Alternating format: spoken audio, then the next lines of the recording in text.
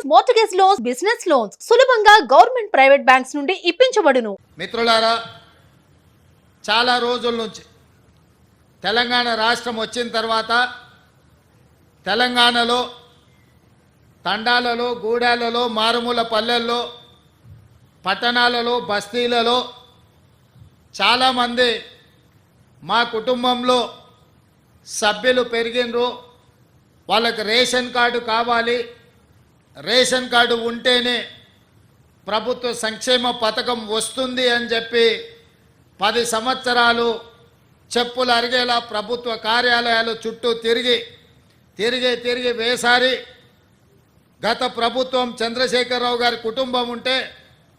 మా కుటుంబానికి ration card రాదు అన్న ఆలోచనతోటి మీరు వాళ్ళను ఓడించి కాంగ్రెస్ పార్టీని, ఇందిరమ్మ రాజ్యాన్ని అధికారంలోకి తీసుకొచ్చింది. అధికారంలోకి వచ్చిన మేము బాధ్యతాయుతంగా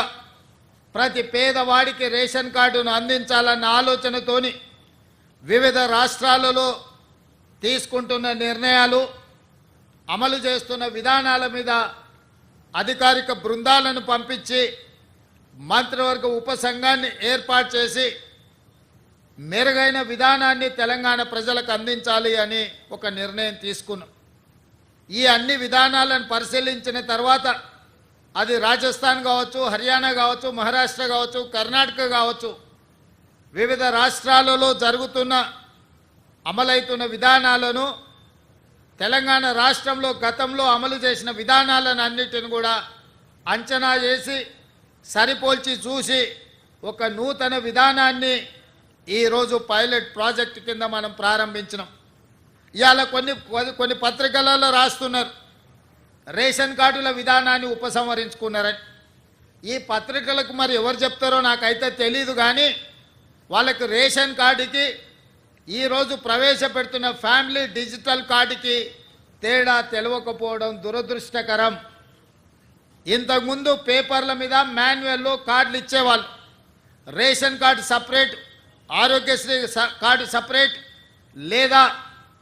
అదేవిధంగా రైతు బీమా, లేకపోతే రైతు బంధు, షాదీ ముబారక్, కళ్యాణ లక్ష్మి, ఆసరా పెన్షన్, ఇట్లా ఏది చెప్పినా, అదేవిధంగా అసంఘటిత కార్మికులకు హెల్త్ ప్రొఫైల్కు సంబంధించిన విధానాలు ఎక్కడికక్కడ ఏ డిపార్ట్మెంట్ ఆ డిపార్ట్మెంట్ దాదాపుగా 30 శాఖలు 30 రకాల సమాచారాన్ని సేకరించి ఎవరికి వాళ్ళ దగ్గర నిక్షిప్తం చేసుకోవడం వల్ల అసలు కుటుంబ సభ్యులు ఎవరు, ఆ కుటుంబంలో రేషన్ కార్డ్ అర్హత ఉన్న వాళ్ళు ఎవరు, పెన్షన్కి అర్హత ఉన్న వాళ్ళు ఎవరు, రైతు బీమాకి అర్హత ఉన్న వాళ్ళు ఎవరు, రైతు బంధుకు అర్హత ఉన్న వాళ్ళు ఎవరు, ఫీజు రియంబర్స్మెంట్కి అర్హత ఉన్న వాళ్ళు ఎవరు, ఇందిరమ్మ ఇల్లుకు అర్హత ఉన్న వాళ్ళు ఎవరు, ఈ విధంగా చెప్పుకుంటూ వెళ్తే 200 యూనిట్లు ఉచిత కరెంటుకు అర్హత ఉన్న వాళ్ళు ఎవరు, ఆర్టీసీ బస్సులో మహిళల ఉచిత ప్రయాణానికి ఎవరు అర్హులు, అదేవిధంగా 500 రూపాయలకు సిలిండర్ ఇవ్వడానికి ఎవరు అర్హులు, ఇట్లా ఎక్కడికక్కడ